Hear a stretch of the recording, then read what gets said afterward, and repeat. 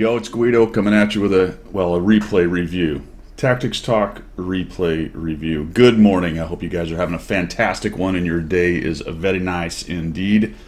Mine's starting out okay. Got a 3-pack here from Buglebuster. He's in a Skoda T25, so we're going to look at 3 games. We were discussing how to get better, and I said, you know, one of the best ways to do this, other than 1v1 coaching kind of thing, is if I can get 3 or 4 games in a row, the same tank, and kind of get an idea of how you're playing.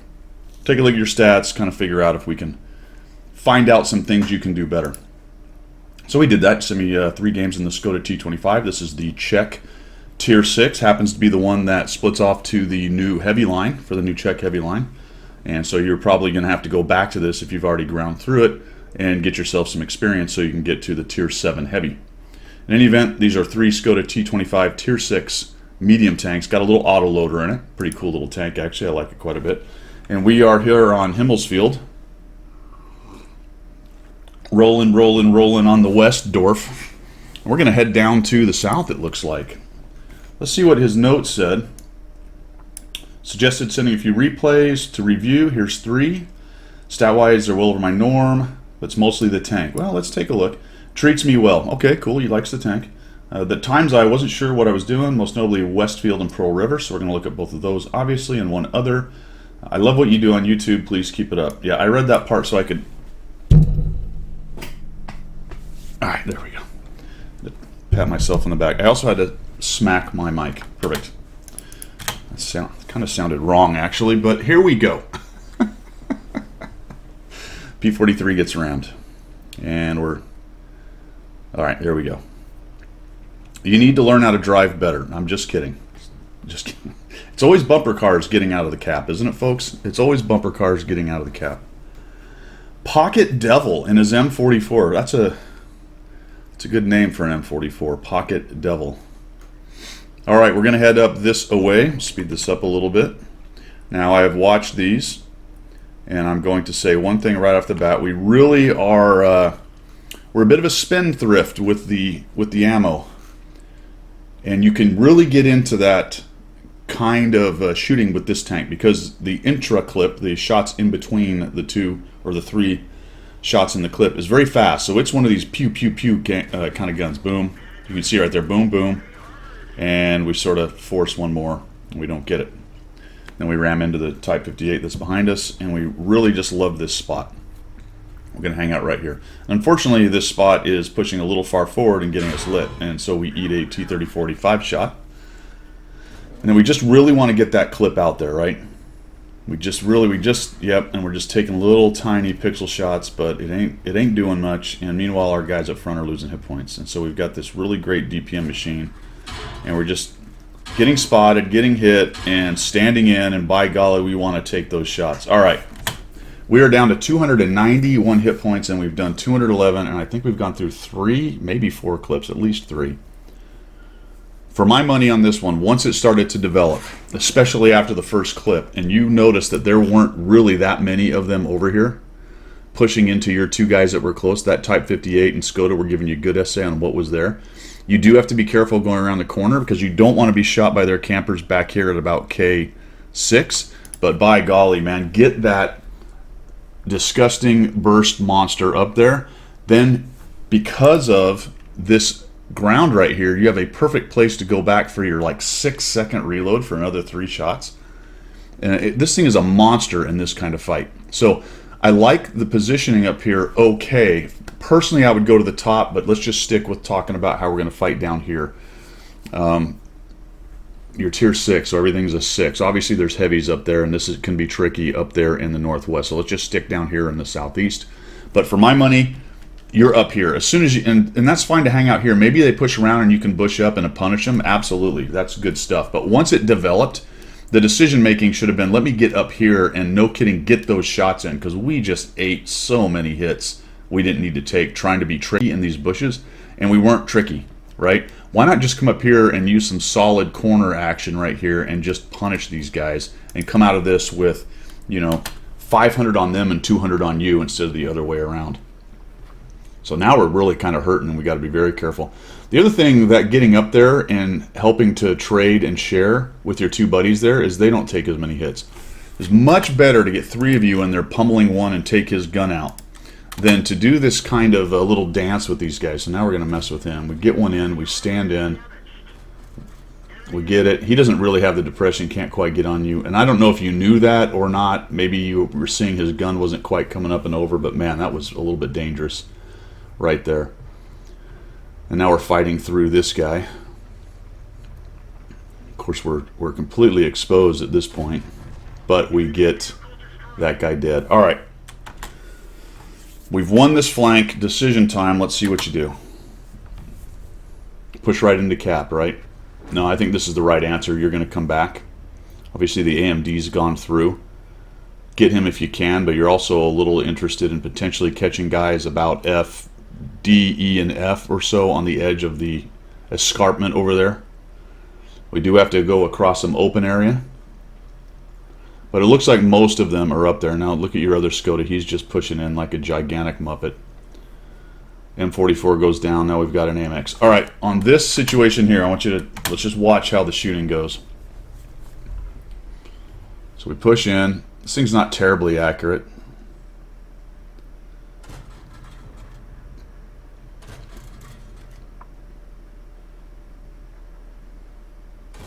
All right. So everyone's got their own issues with how they aim, their mouse, their system, their physical capabilities, their hand-eye coordination, age if that's a factor, whatever the case may be. But I will say on that, you needed a lot more lead fire.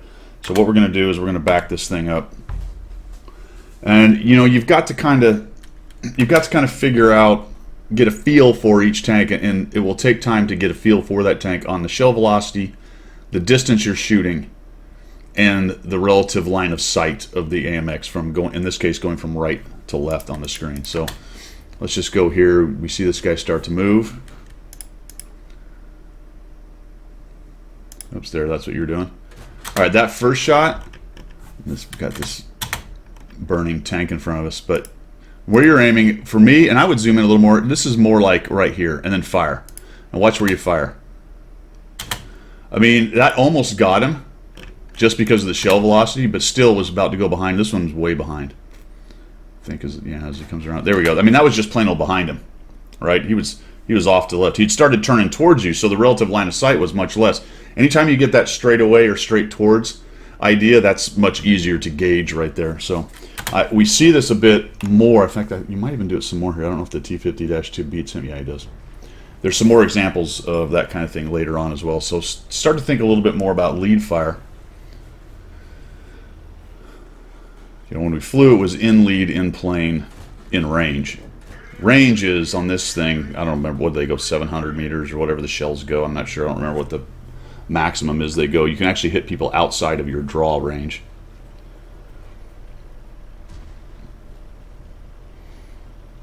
In lead is enough lead fire. You know, if you're someone who shoots skeet or bird hunting or even, you know, deer, anything that's moving, you got to put some lead on that. You can't just aim right at it unless you're close. So if you're nice and close, then it doesn't matter, because if your shell velocity is high enough, you're close enough, so there's not a lot of distance between you, then those straight on shots will be fine. And this guy, so the decision to go down into this pit just to get rid of this guy, I would not have done this. I would have tried to stay up top where you could get behind this ridge up here. If you can peek over and take shots, great, but try to cover up. You're really exposed here to the 3001 and anything else that may have come this way. Also, you've got a big situation coming into the cap over there. It's a good idea to get rid of this guy. He is exposed. Holy cow, they already almost got us. I think another shot comes in from the, yep, there it is. That's the 3001 trying to get you, probably. Or maybe one of the TDs, although I think they're both over there. I think the Hellcat's not accounted for at this point. Another guy shoots. That's probably the 3001 still trying to kill you. We try to come up here. We can't make it. Turn around. And this is what I'm talking about. We're just really exposed right here. And more than likely, once we shoot, our camo's going to go to garbage. There's what I was talking about. We're just aiming at the guy. Look how far behind him the shells are. I won't reverse, but you've got to have lead fire on this guy. So that's like here. If I was shooting this guy, I would be shooting the shell right about here, so that he and the shell intersect where the shell goes. And it's pretty easy on this one to see if you want to reverse it. You shoot with the pipper right on him, and the shell lands back here. Why? Because he's moving from left to right. And I know I'm belaboring this a little bit and maybe insulting your intelligence on that, and this could just be, you know, bad day or whatever. But if that is something you normally do, just point at it and shoot. When you have distance and high line of sight, relatively, it's not a very fast tank, but he's moving pretty good going downhill, you have to have lead fire. See how that one went right behind him? Think about if you just moved that pipper, you know, half an inch or an inch across or in front of him, that shell would have showed up right where he was. Dispersion, you know, cooperating, of course. All right. One thing to think about, when you're hit, you're seen, forget the shot on that guy and start moving. Wiggle, turn, do something. I'm not saying it would have got you out of that situation, but don't stand in. A couple times you stood in on this match and just took the hits as opposed to getting out of there, especially the one at the very beginning where we're just trying to shoot our clip out and just eating shot after shot. You have to be a little bit more careful with the trading, because you're giving up too many hit points. All right, let's look at the next one. All right, the second one is on Fisherman's Dorf, Himmels Bay. Headed over here to the west side. Let's just go back real quick to the last one and just, I said we wouldn't really talk about the upper part. The reason I go up there is kind of exactly what happened on your game. They won that top spot and then were able to flank you guys. What usually happens down in the south where you are is what happened. There's a little scrum with some lighter tanks. Somebody may or may not win, and then they just don't have the power to push in and flank. It can be effective, say, in platoons. It's not a bad idea if you can get some powerful mediums down there, wipe out everything down there, and then start putting pressure on the guys up top. But that takes time, and it relies on your guys up top who may be now down some good tanks or down some tanks, especially if the other team sends guys up there. The odds-on favorite is to win that high ground on that map. That's just the way it is, regardless of you know, how clever you think you're being. I'm not saying you particularly in that game, but you know, you, the general, you public out there. No matter how clever you think you're being, if you don't have enough power up there and the enemy team wipes out your heavies, you're probably going to lose. Probably. Okay, not all the time, but probably. All right, so here we go. Fisherman's Dorf, Himmels Bay. Another all tier 6. Not a bad position. I go here quite a bit. The only thing I'll say about it is where you actually go. It doesn't end up hurting you, but we'll talk about it here in just a second. We go pretty far left in these bushes here, and there are several openings in these bushes. Now, I'm not sure what the modeling is for all these various bushes, but anytime I see open space, I don't like. I do not like. That means probably there's a line of sight or a spotting line through that. Over to your right, over here, I think is a much better spot. There's actually another opening further off to the right you have to be careful with, especially if they start putting scouts in the middle there. And, oh, by the way, let's see as you move up. Oof. Now we're right into the front of those bushes. And if I fire, look how much room I have to back up before I get safe. Ooh. That's why I like being here, where I can be right up on the edge of that road. If I do shoot, my backup is very quickly and I'm safe. The micro positioning within the good positions, or the positions you go to, is actually really important in this game. And it can be the difference between a hit or two. And a hit or two can be the difference between a win or two along the way. So we see the Lukes. Fairly common, what I'm seeing here is there's a lot of guys lit, and we're not really checking which ones are which. Like, what do we got? Oh, we got a shot over here. Look at that. We're really just focused. We just got to get that Lukes, right? Well, geez, there's a guy here. Oh, can't see him. There's a guy here. Oh, we can see him. So, can we see him? No, not quite. So the point is, cross-check. Where do I have shots? You got to speed that up a little bit. Anytime you find yourself staring at somebody for 5, 6, 7 seconds, you do finally get a shot. Start thinking about switching what you're aiming at, and there's that guy you had shots on for a while. Okay, a couple shots. The Spendthrift ammo guy is going to show up here. We just really just start taking shots. And while it looks like a lot of ammo in this tank, it doesn't have a whole bunch. This is an interesting position where this Panzer IV S is, because I started looking around. I'm like, oh, I don't even see any of that. You're actually right on the only section, just a little bit at the top of the hole, but you're shooting right at the turret. So we've gone to gold, so we might get some shots on him. That's all right. We might get some pins. There we go. So we get 110. This tank really, really needs you to let it zoom all the way in. That second shot wasn't quite all the way zoomed in. And I know sometimes you want to get those shots downrange in case he starts moving, but right now, maybe a little more care. All right. We're fixated on the Panzer IV, by golly. Well, what is going on over here? Well, there's a guy. Maybe shots on him. There's a guy right there. Maybe shots on him. He's not shotable and doesn't look like him. But we just really have to shoot this Panzer IVS right here. And we're shooting blind shots with gold. Oh, man, I'm not saying I've never done it before, but the return on that is not great. And then they're all dark. There we go. We find that guy. Nicely done. And we're back to the 4S. He's moved down. Didn't like all those hits he was taking. I think he got some in on him because he is missing a few more hit points than when he went dark. What's going on our left? Look at that. The Excalibur's moving up. Did we have a shot? Probably a little bit earlier, or maybe, but we're not really checking that out. So cross-check in this game is really important. Cross-check the mini-map and then cross-check the rest of the map. And the way you do that is look around. And you can lock your turret forward with a right-click and go, what's going on? You might have caught that Excalibur. Just every once in a while, come up for air, right? You're down under the water, you're swimming along. Every once in a while, you need to come up for air and look around on the top of the sea and see what the heck's going on around here. As soon as I saw that Excalibur show up, I would have shifted aim and went, what's he doing? I mean, I think you had several shots on that guy, but we're blind shooting where this dude was, and we had shots on the Churchill all day long right there. And whatever he's doing, he's about to get punished for that.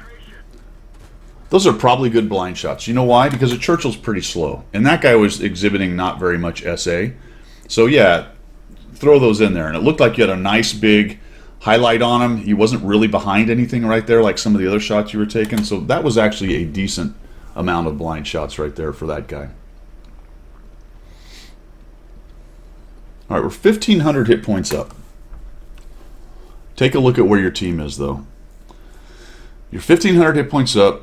It's 4-4, but you're starting to lose the plot on the map control. So what could you do to help this? You got a 100% hit point tank.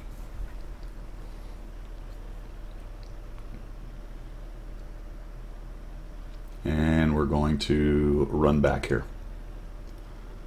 And we're going to get into a bush and continue to snipe. All right, for me, there's two choices here. Number one, if I want to win this game. This is a close game. We're starting to lose the advantage, and we're now down to, what, I don't know, 4/5 of the map, something like that, a quarter of the map. You could have, A, gone across and helped get lights in the middle for all your sniper llama ding-dangs. The problem is they've wrapped into the city, so shots up onto this flat area are going to be very dangerous for you. I don't know if that was a great idea. But it was one way, or potentially into these bushes, or somehow move over to here and try to figure out this, because this is a problem in the middle. The second, and I think probably better idea, was to come over here and machine gun down these guys and take out this flank. When you start to get cornered like this, a breakout move can be your best bet, right? In this case, maybe the best defense is a good offense, especially when you're not really that far behind. You need to break one of these sides. The middle's going to be hard. I think the west side is going to be the easiest. And if you went over there with your Hellcat, your T-34 1941, your 3 Sniper Llama Ding Dangs sitting back there, you had a pretty good chance, actually, of helping break that. But we're going to come over here and hang out in a knockdown tree bush action. So, quite passive.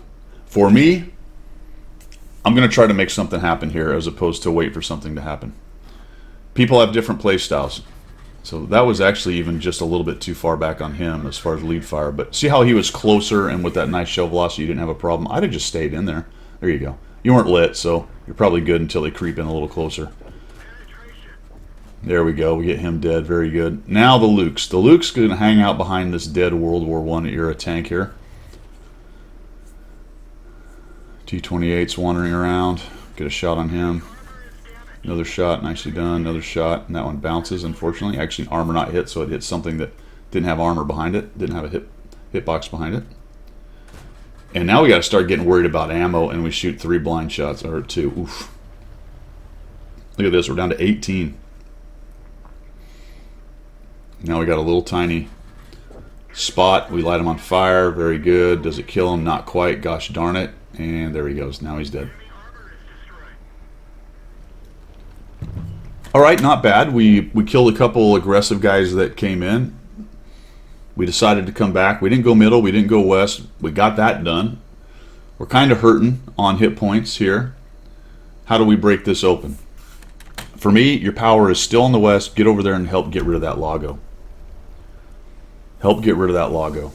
I don't know what his hit point. He's hurting. He's low hit points. 87. They're all low hit points. You have a full hit point tank. So another T-25 rolls over here. We'll get a shot on him. We take a hasty shot there. Another shot that works. That's good.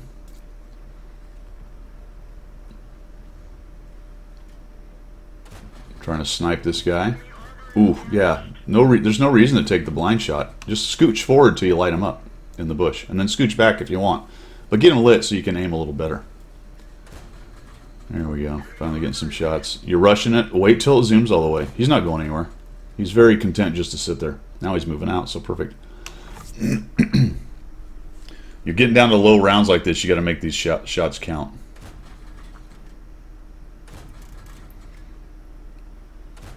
All right. I let that go for a while because what I want you to think about now is why not try to go find another place to shoot him from and get a better shot at him. Maybe from over here. Pop up over here and get shots in his back where he's not quite covered. Move around a little bit around up here. Try to figure out how to get a better shot. Because we're really just stuck in this spot. The T-28 loses its mind and drives out in the open. Very helpful.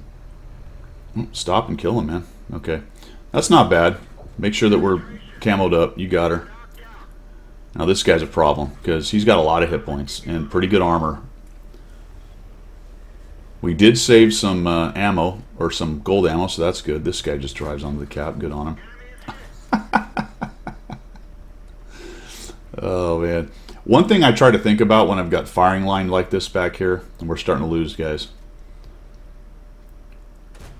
When I shoot and hit him, I might pause just a second to see if somebody else can kill him when I'm this low on ammo. He really wasn't going anywhere. Just give it another potato or two, and maybe you'll be able to let somebody else kill him and save some ammo.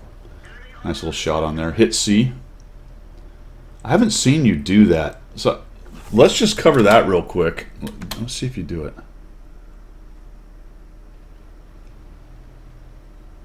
Alright, I'm not sure you know you can hit C. If you've done it and I missed it, I apologize. Okay, if you hit the letter C, what happens is you're going to reload, but you're not going to lose that last shell. So I'm not sure if you think that you've got to shoot the whole clip out before you reload. C is huge, especially for a little tank like this. On a lot of those places where you took all three shots, and I'm wondering now if that's maybe what the issue was with those blind shots you kept taking. Take a couple or one, maybe one blind shot. He's dark. Don't take the third blind shot. Hit C, just reload everything and be ready. So you'll have to let me know down in the comments whether that was an issue or not. Because I'm not sure if I see you do that. Other than maybe switch over to HE at some point. Alright, so here we are with full hit points. We're starting to get closed in on. For me, I don't sit in a corner and wait to die like this. Especially if I have that many hit points and I have near deads. I'd have been already charging along here and going right at that M4A1. Just zing down the west side, kill him, hopefully find the T-67, kill him, and break out of this hole. And then start getting mobile and start figuring out how to take these guys down. This is still entirely winnable right now. Unless you sit in one spot and let them surround you and you can't take them out fast enough.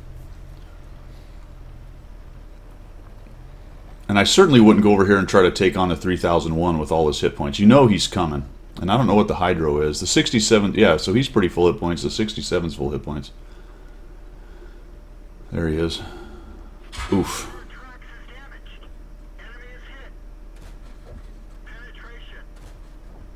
Got lucky on that he missed. Again, I wouldn't have stood in there.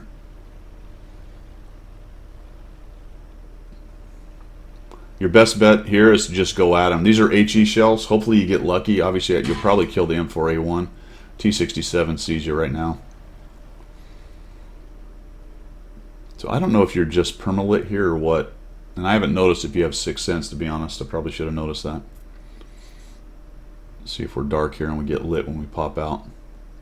Don't worry about telling people 4 shells. Just play. I mean, if you think it's important for the other teammate to know, I suppose that's no problem. But I don't think it changes much of what's going on right here. There's the Hydro, so we'll come out here and try to kill him. Nicely done. So there's one near dead down. And we're down to 3 shells. Nothing much you can do here. You're going to take your 2 HE and then reload the APCR if you get to it. So I think probably here, yeah. It's unfortunate that you didn't... It's too bad your HE shell didn't do more damage. That guy comes zinging over. He gets killed, and then you get killed. That was a lot closer than you might have thought, man. I mean, there's a 3001 left. You've dropped 2,960. It might have been actually more with the blind shots. So, very interesting. Let me know in the comments about the reload thing. We'll take a look at the third one and see if maybe that happens in that one. Okay, third game is on Perldorf, Himmels River.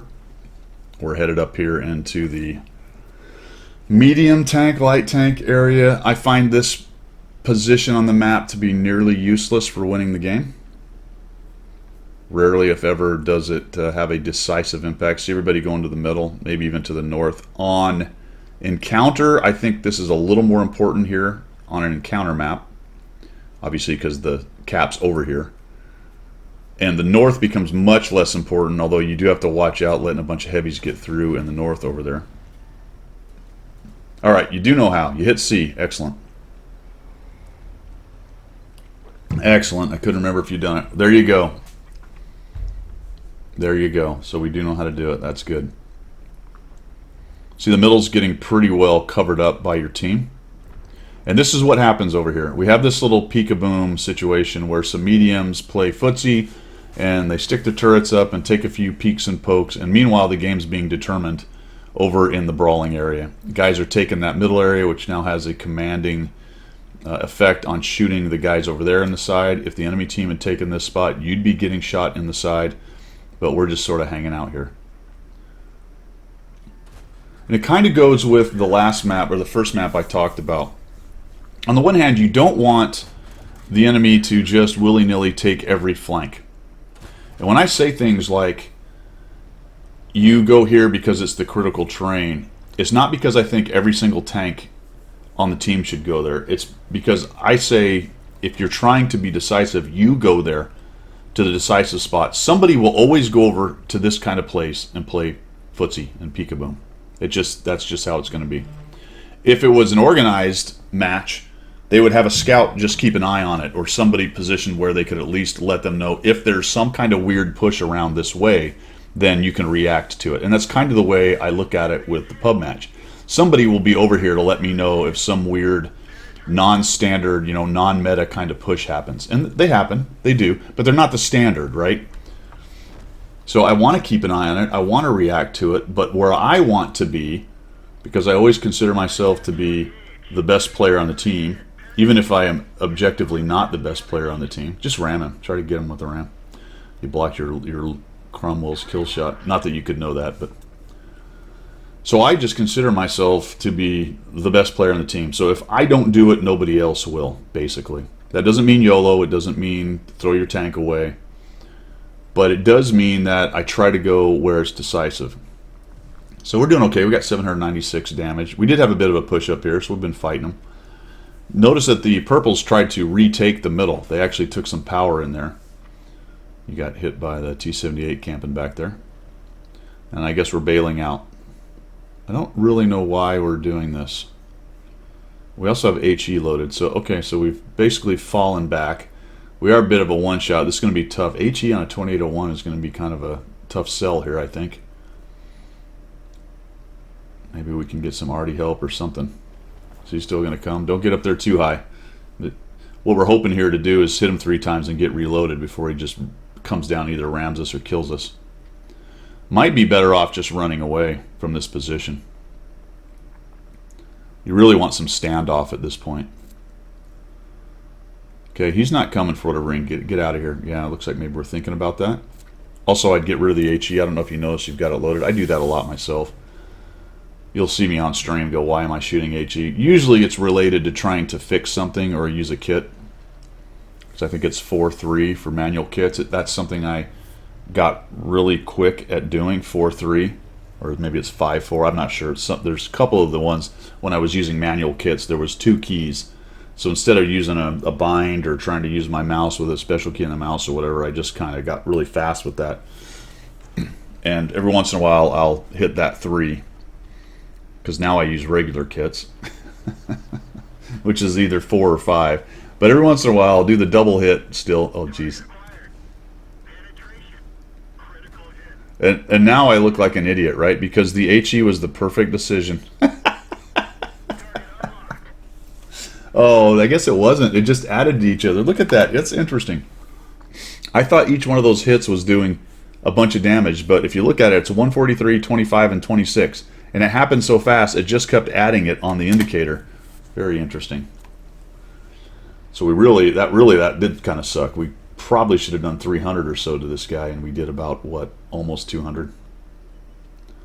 So he's raging around still.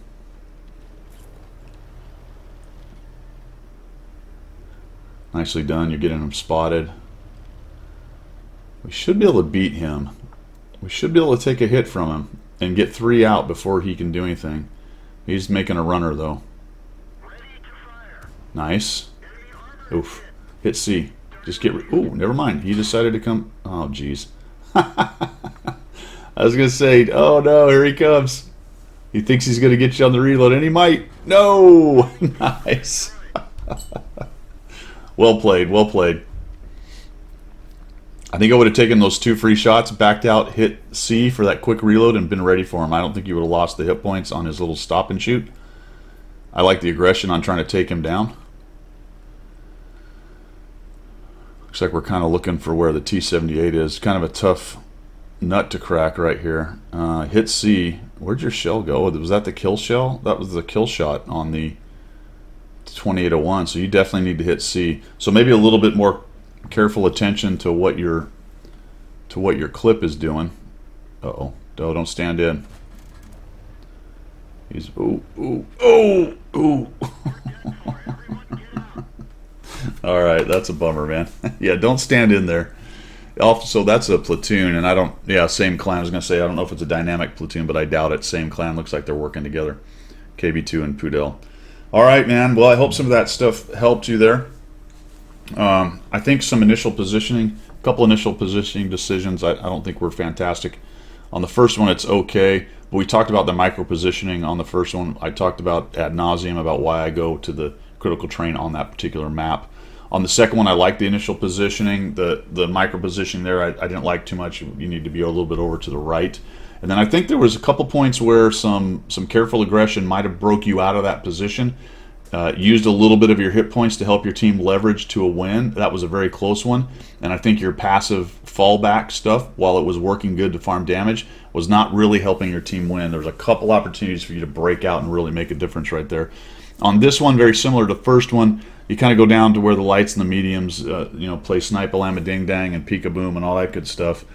And nice job with the 2801 right there. I thought that was all good, but there may have been an opportunity to try to get back over to the middle a little bit earlier and help those guys clean up, or maybe put a little pressure on the T-78, although I know you were messing with the stupid 2801 for quite a while. And we went over a couple of the tactical errors right there on taking that guy on. And then, yeah, another example of just standing in when you know someone's about to shoot. So just get cover and figure out how to get at him later, right? You found him. You looked for a shot. It wasn't there. You saw he noticed you and was starting to point. Just get behind the rock and go, you know what, let's go somewhere else and figure this out. Make it a little bit better shot as opposed to let him have that easy shot on you. All right, man. Good luck out there. Everybody else, thanks for tuning in. Let me know what you think of all that down below. If you have any other advice for him or opinions or whatever, obviously drop them down in the comments. Thanks for tuning in. We will see you.